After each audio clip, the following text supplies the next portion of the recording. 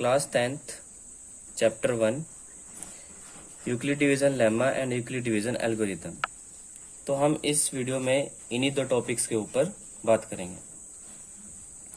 इन दोनों में काफ़ी डिफरेंस होता है और बच्चे सोचते हैं कि इनके बीच में कोई डिफरेंस नहीं है, ये दोनों सेम होती हैं, पर ऐसा नहीं है। यूक्लिड डिवीजन लेमा ये एक प्रूवन स्टेटमेंट होता है जिसका यूज हम दूसरे स्टेटमेंट्स को प्रूव करने के लिए करते हैं। और ये स्टेटमेंट क्या कहता है?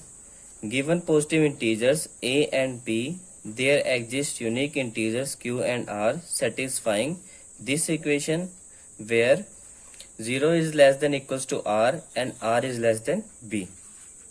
तो हमारे पास कोई दो पॉजिटिव इंटीजर्स होंगे। इन दो पॉजिटिव इंटीजर्स के अंदर अगर हम कोई वैल्यू निकालते हैं यूनिक इंटीजर्स q और r, तो ये दो यूनिक इंटीजर्स निकलेंगे और जो सेटिस्फाई करेंगे इस इक्वेशन को, जिसमें b और q का मल्टीप्लाई प्लस में r, ये सारी वैल्यू a के इक्वल में होगी। वेयर इसमें ये ध्यान देने वाली चीज है जिसके अंदर जो हमारे पास r होगा या तो उसका आंसर 0 आएगा या फिर 0 से बड़ा आएगा, या फिर जो इसमें b है b से छोटा आएगा r की वैल्यू। तो हम इसको कैसे ले सकते हैं?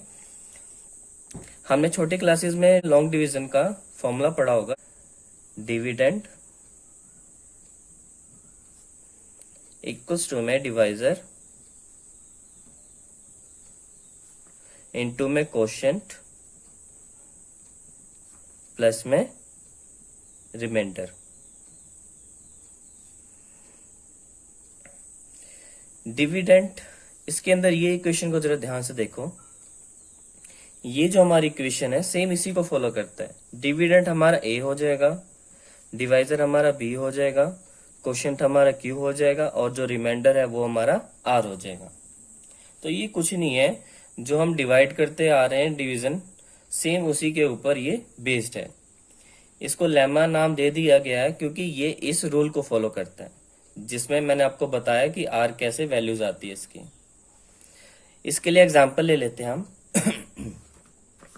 एग्जाम्पल में 45 को मैं डिवाइड करता हूं 6 से, जिसके अंदर 6 हमारे पास b डिवाइजर हो जाएगा और 45 हमारा a हो जाएगा dividend.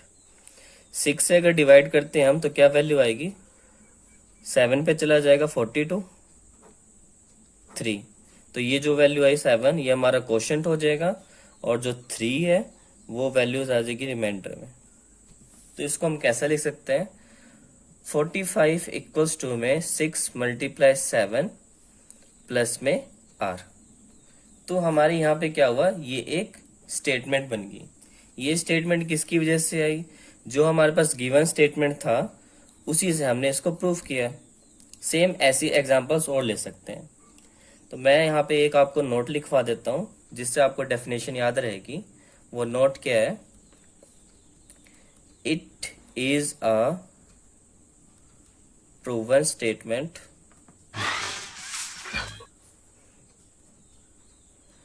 which is used to prove the other statements।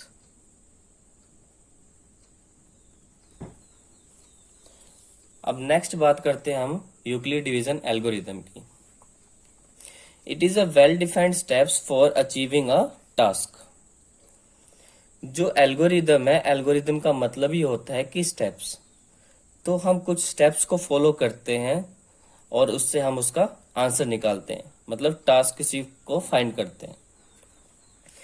तो ये जो बेस्ड होता है एल्गोरिदम, वो लेमा के ऊपर बेस्ड होता है।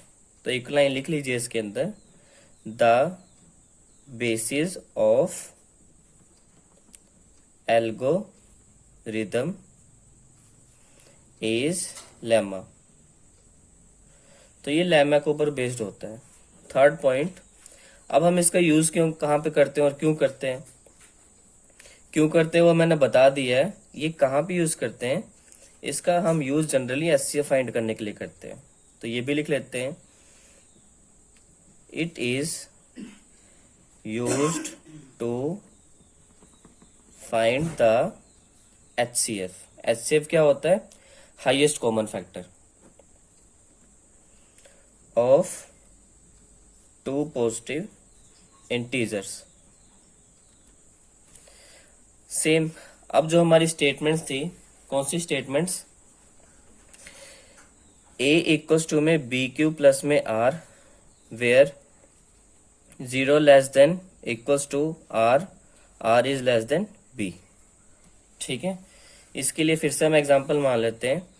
इसमें जो A B है इसे B मान लेते हैं और इसे A मान लेते हैं।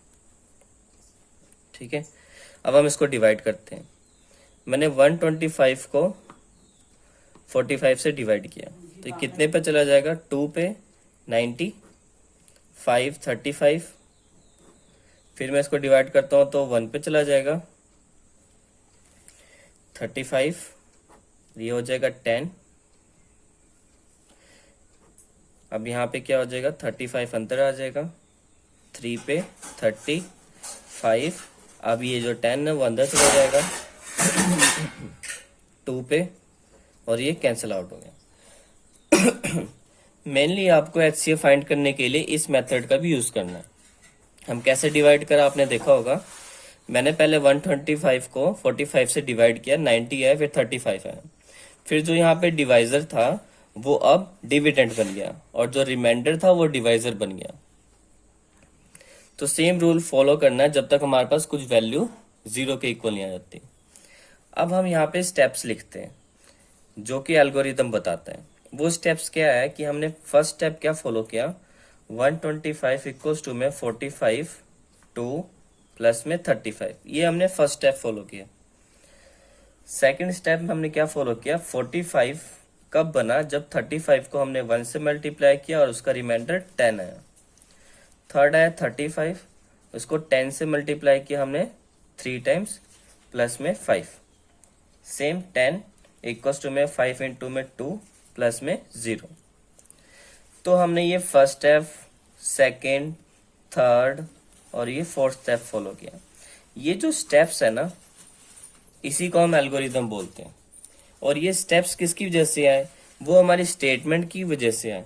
ये स्टेटमेंट्स लेमा है, यही हमारा लेमा है। ये लेमा की स्टेटमेंट है।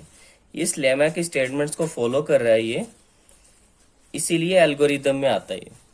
अब देखिए क्या है इसको, मेन है हमारा HCF कि अब HCF क्या आया हमारे पास? हाईएस्ट कॉमन फैक्टर क्या आया? वो कैसे फाइंड करते हैं? तो ये जो वैल्यूज आ रही है हमारे पास, ये हमारे पास सारे डिवाइजर हैं। ये हमारे पास सारे के सारे डिवाइजर हैं।